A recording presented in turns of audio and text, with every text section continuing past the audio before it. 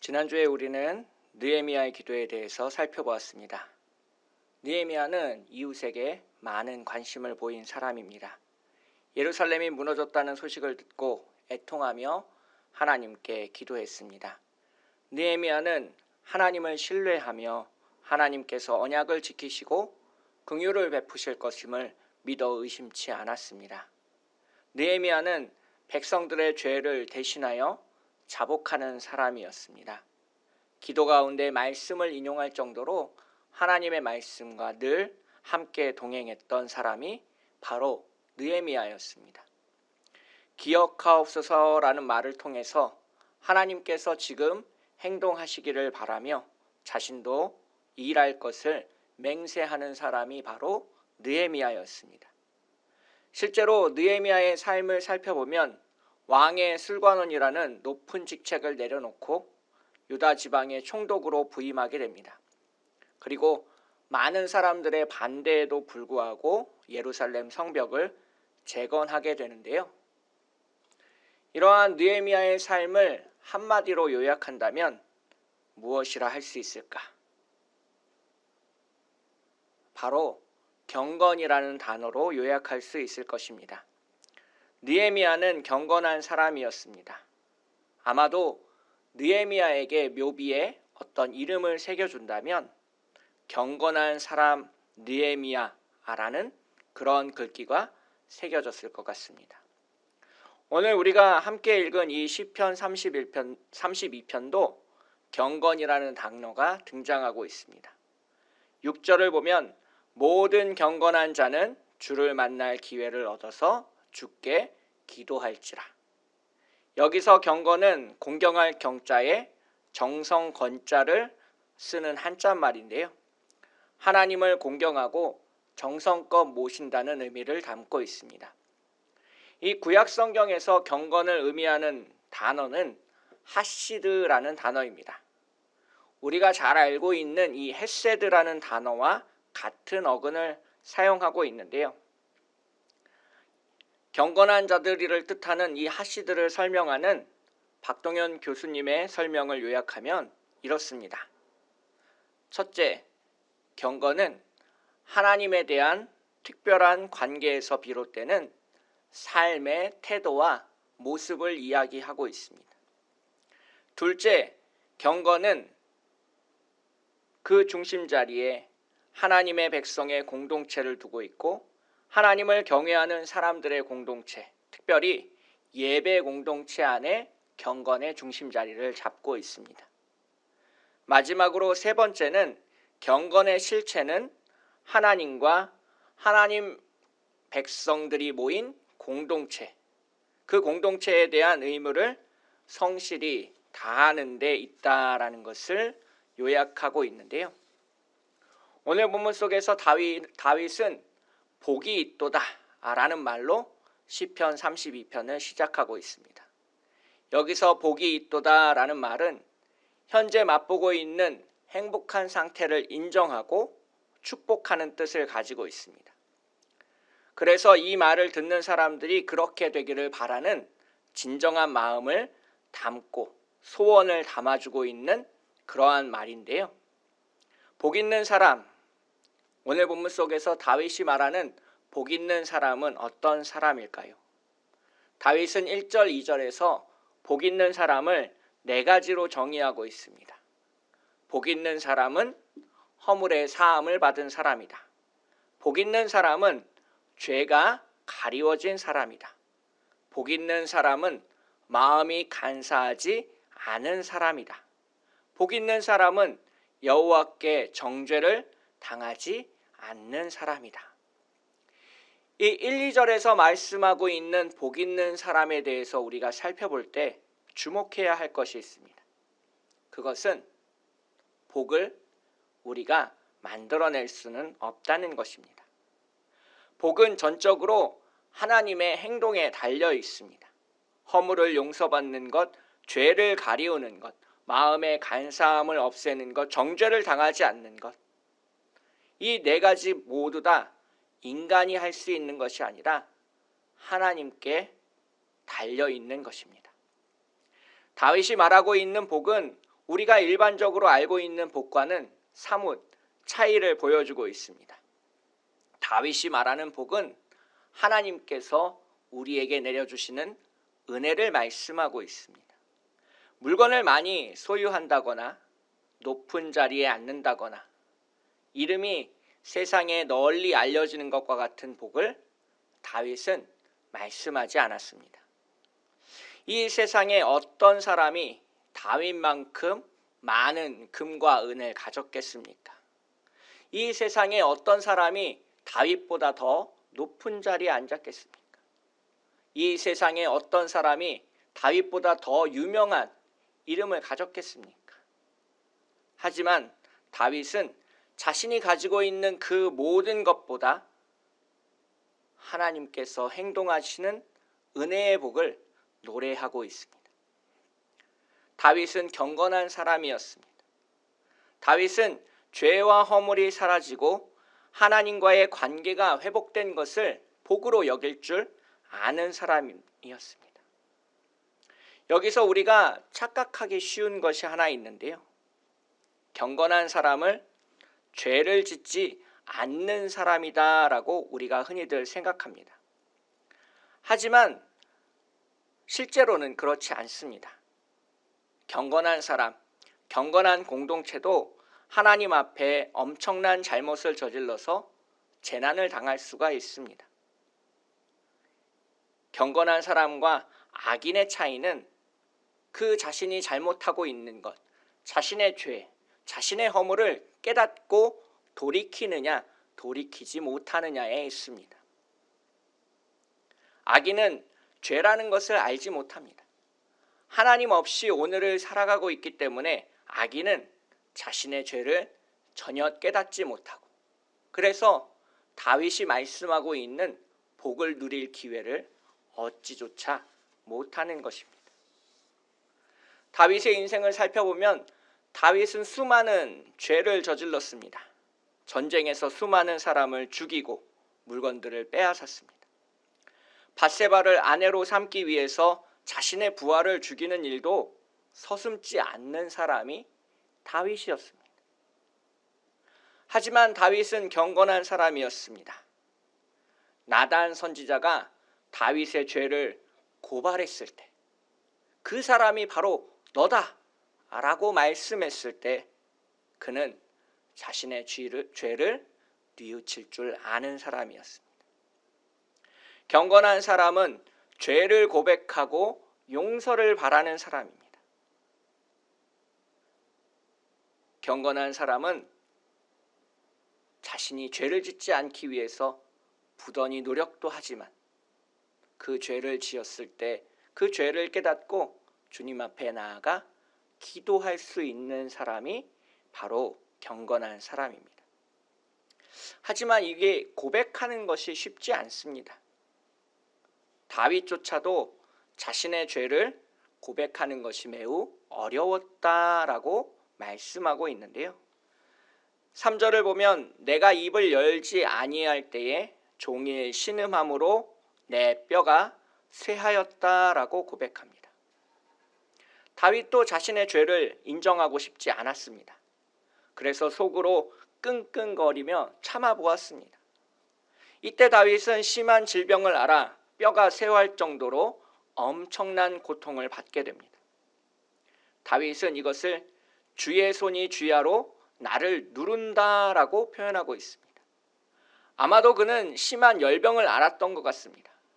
한여름에 땀을 죽죽 흘리는 것과 같이 엄청나게 땀을 흘려서 다윗은 내 몸에 진액이 빠져나간다라고 생각할 정도였으니까요. 죄와 씨름한 끝에 다윗은 자신의 죄를 고백하기로 마음먹습니다. 5절에서 내가 이르기를 내 허물을 여호와께 자복하리라 라고 다윗은 말씀하고 있습니다. 히브리어 성경을 살펴보게 되면 내 허물을과 이 여호와 사이에 단어 하나가 들어가 있습니다.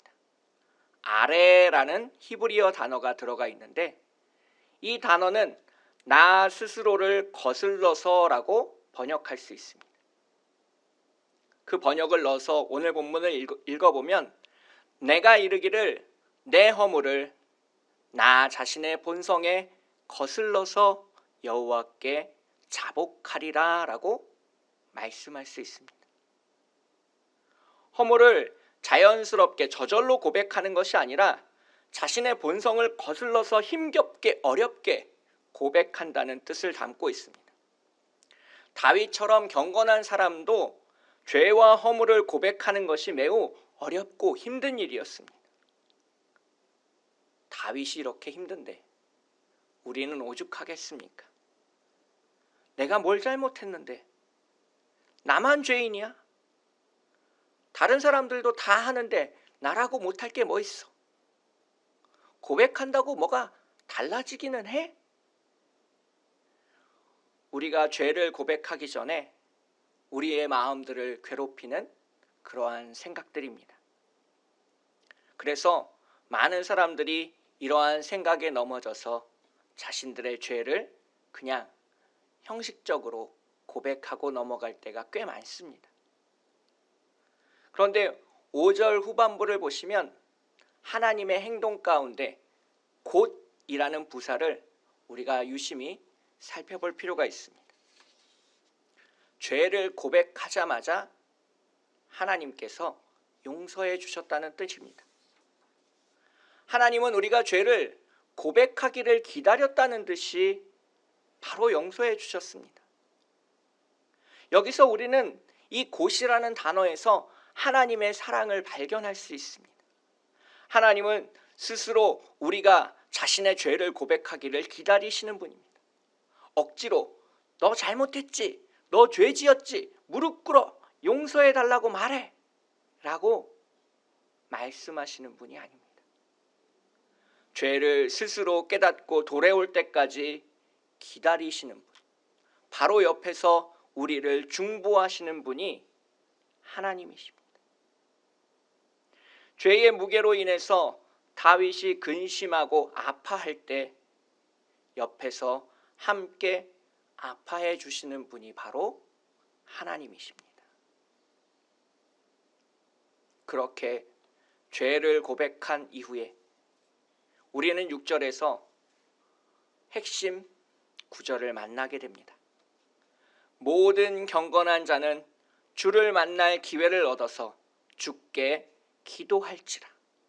진실로 홍수가 범람할지라도 그에게 미치지 못하리이다. 오늘 본문 6절을 통해서 우리는 우리의 관심이 어디에 있는지 한번 살펴볼 필요가 있습니다. 앞부분에 관심이 있는지 뒷부분에 관심이 있는지에 따라 우리의 경건에 차이가 있기 때문입니다.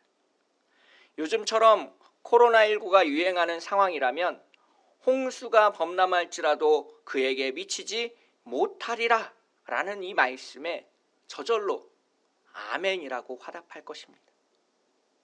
재앙이 나를 덮치지 않도록 기도하는 것이 뭐가 잘못되었겠습니까? 당연히 그렇게 기도하고 있고 저도 그렇게 기도하고 있습니다. 하지만 우리의 관심사는 분명히 그 앞부분에 있어야 된다는 겁니다. 하나님을 만날 만한 때에 기도하는 것에 우리의 관심과 초점이 맞춰져야 된다는 것입니다. 이 6절 본문에서 주를 만날 기회, 이 단어가 굉장히 어려운 말인데요. 이 성경을 보시면 숫자가 달려있고 주를 만날 기회라는 것에 숫자가 붙어있고 아래쪽 부분을 살펴보면 각 줄 안에 죄를 깨달을 때라고 옮긴 것을 보실 수 있습니다. 또한 표준 세번역이나 다른 한글 성경을 참고하면 고난을 받을 때에, 어려울 때에, 재난이 닥쳤을 때로 서로 다르게 번역하고 있는 것을 우리가 살펴볼 수 있습니다. 그만큼 우리말로 옮겨내기가 꽤 힘든 단어라는 뜻입니다.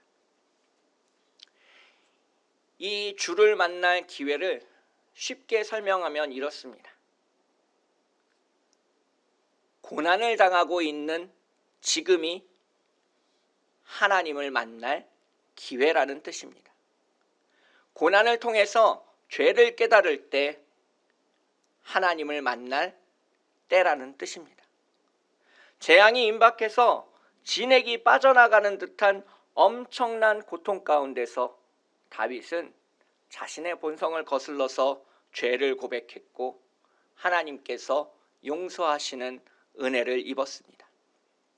출애굽할 때 이스라엘 백성들은 10가지 재앙을 만났고 그 재앙 속에서 하나님의 은혜를 경험할 수 있었습니다. 광야를 지나 시내산에 도착했을 때 시내산 위에 임재하신 주님의 영광을 볼 수 있었습니다. 어려움을 당할 때, 고난을 당할 때 우리는 그 어려움과 고난을 피하고 싶어 하지만 오늘 본문 속에서 다윗은 어려움과 고난이 함께하는 그 순간이 바로 하나님을 만날 수 있는, 주님의 영광을 볼 수 있는, 주님의 은혜를 경험할 수 있는 놀라운 때라는 것을 말씀하고 있습니다. 그래서 우리가 성숙한 믿음의 자세로 기도하라라고 다윗은 권면하고 있습니다. 하나님께서 고난 가운데 우리와 함께 하시고 고통 중에 우리를 지키시고 어려움 가운데 함께 하실 것을 다윗은 믿고 있습니다. 다윗은 하나님을 철저히 신뢰합니다. 어떤 홍수도 미치지 못할 것이고 어떤 환난도 나를 넘어뜨리지 못할 것이다 라고 고백하고 신뢰하고 말씀하고 있습니다. 경건한 자들에게 구원의 노래가 울려 퍼질 것이니 힘을 내어 지금 기도하라 라고 다윗은 우리를 축복하고 있습니다. 8절부터 11절까지는 오늘 본문의 결론에 해당합니다. 다윗은 우리가 무지한 말이나 노새가 되지 않기를 바라고 있습니다. 억지로 재갈을 물려 끌고 가거나 굴레를 씌워서 인도하지 않도록 항상 깨어 있으라라고 말씀하고 있습니다. 주인이 어디로 가기를 원하는지 미리 알고 있는 말과 노새처럼 하나님 앞에 민첩하게 반응하고 행동하라는 뜻입니다.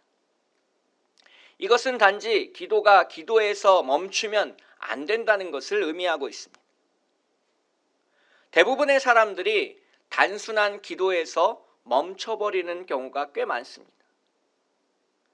하지만 기도는 기도에서 끝나서는 안 되고요. 반드시 그 기도에 맞는 믿음의 행동으로 옮겨져야 합니다. 취업을 원해서 기도하는 사람이 있는데 그 사람이 단 한 장의 이력서를 쓰지 않는다면 그 기도는 하나님을 만날 만한 기도가 아닐 것입니다.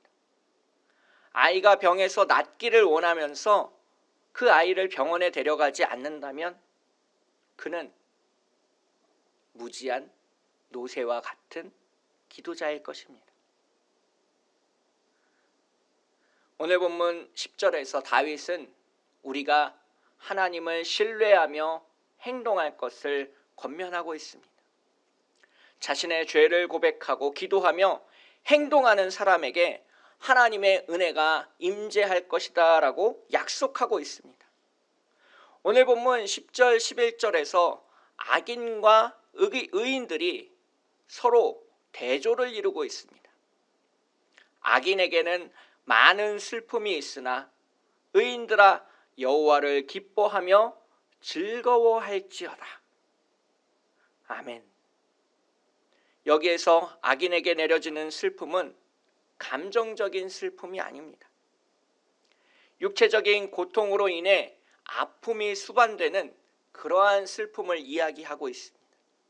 죄의 무게로 인해서 고통받고 신음하는 것을 넘어서 그 죄가 온몸을 휘감아 엄청난 고통에 임하게 되는 슬픔을 이야기하고 있습니다. 마치 지옥에서 꺼지지 않는 불꽃 속에서 처절하게 울부짖고 있는 그러한 슬픔과 관련되어 있습니다. 반면에 경건한 사람들은 의인들, 마음이 정직한 자들로 불리우고 있습니다. 마태복음 5장에서 예수님께서 마음이 청결한 자는 복이 있나니 그들이 하나님을 볼 것이미요 라고 말씀하셨습니다. 하나님을 본다는 것은 하나님의 임재를 경험한다는 것이고, 하나님의 임재를 경험한다는 것은 지금 하나님과 함께 있다는 뜻입니다. 눈앞에 있는 하나님을 기뻐하고 즐거워하는 상황 가운데 지금 의인들, 마음이 청결한 자들, 경건한 사람들이 모여 있습니다. 그래서 다윗은 경건한 의인에게는 기쁨이 있고 악인에게는 슬픔이 있을 것이라 말하면서 시편 32편을 마무리하고 있습니다. 오늘 시편 32편을 묵상하면서 우리는 그런 질문을 우리 스스로에게 던져볼 수 있습니다. 다윗이 말하고 있는 복은 무엇인가? 각자가 생각하고 있는 복의 개념이 다 다릅니다. 그런데 중요한 것은 그 복을 얻으려고 모든 사람들이 노력한다는 겁니다. 복을 어떻게 정의하고 이해하느냐에 따라서 자신의 삶의 태도가 달라집니다. 그 복을 찾기 위해서 노력할 것이고 찾을 것이고 헤맬 것이기 때문입니다. 돈을 많이 가져야 행복하다라고 생각하는 사람은 돈을 더 많이 벌기 위해 다른 사람들에게 사기도 치고 빼앗을 수도 있습니다. 하지만 오늘 본문 속에서 복이라는 것은 하나님께서 우리에게 내려주시는 은혜다 라고 말할 수 있는 사람은 복을 찾기 위해서 노력하거나 힘들이기보다는 주님 앞에 나아가 자신의 죄를 고백하려고 노력할 것입니다. 오늘 본문 속에서 우리가 질문해 볼 수 있는 두 번째 질문은 그것입니다. 나는 경건한 사람인가? 나는 주님을 만날 만한 때에 찾고 있는가? 나는 지금 기도하고 있는가? 나는 어떤 사람인가? 왜 신앙을 가지고 있는가? 왜 믿음으로 이 예배당에 나와 주님을 찬양하고 노래하고 기도하고 있는가? 이사야 55장 6절부터 이사야 선지자는 이렇게 말씀하고 있습니다. 너희는 여호와를 만날 만한 때에 찾으라. 가까이 계실 때에 그를 부르라. 악인은 그 길을, 불의한 자는 그의 생각을 버리고 여호와께로 돌아오라. 그리하면 그가 긍휼히 여기시리라. 우리 하나님께로 돌아오라. 그가 너그럽게 용서하시리라. 이는 내 생각이 너희의 생각과 다르며 내 길은 너희의 길과 다름이니라. 아멘. 우리가 지금 악인이라도 상관없습니다. 주님께 돌이키기만 하면, 주님을 찾기만 하면 우리는 경건한 사람으로 오늘을 살아갈 수 있습니다. 고난 가운데, 어려움 가운데 계십니까? 지금이 바로 하나님을 찾을 때입니다. 주님을 만날 때입니다. 주님께서 우리에게 하시는 일들을 지켜볼 때입니다. 주님이 우리를 보호하시고 안으시고 싸매시고 인도하시는 것을 경험할 때가 바로 지금입니다. 그렇게 주님 앞에 허물을 사함받고 자신의 죄를 자복함으로 용서함을 받은 경건한 사람들의 기도는 행동으로 이어져야 합니다. 주님이 우리에게 말씀하고 계신 것들, 주님 앞에 거룩한 부담감으로 내가 느끼는 것들을 행하고 다른 사람들을 섬기기 위해 노력하고 헌신하고 봉사하고 충성하는 것을 오늘 본문 속에서는 참된 경건이다라고 말씀하고 있습니다. 오늘 주님께서 우리에게 주신 그 큰 은혜를 담아서 코로나19라는 이 재앙이 지나가고 있는 이때에 우리가 함께 기도해 보시는 것은 어떻겠습니까?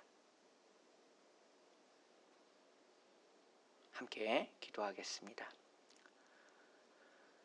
사랑과 은혜가 풍성하신 하나님 아버지, 주님의 은혜 가운데 서게 되길 원합니다.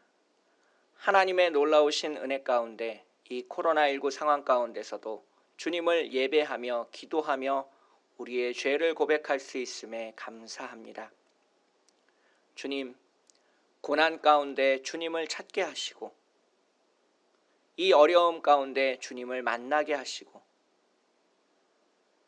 우리를 짓누르는 삶의 무게와 죄의 무게로 힘들어하고 아파하고 있을 때 주님께 고백하며 나아갈 수 있게 되기를 소원합니다. 주님, 우리에게 말씀하여 주시옵소서. 내가 여기 있나이다. 나를 사용하여 주시옵소서. 주님의 경건한 자들이 주님을 위하여 일하길 원합니다. 주님, 우리를 사용하셔서 교회를 거룩하게 하시고 세상 가운데 하나님의 영광을 드러내 보여 주시옵소서. 의인들의 모임, 청결한 자들의 모임, 경건한 자들의 모임으로 교회를 변화시켜 주시고 한국교회가 더 아름다워져 주님의 은혜를, 십자가의 은혜를, 예수 그리스도의 은혜를 세상 가운데 전할 수 있도록 붙잡아 주시옵소서. 거룩하고 아름다우신 우리를 사랑하시는 예수님의 이름으로 간절히 기도합니다. 아멘.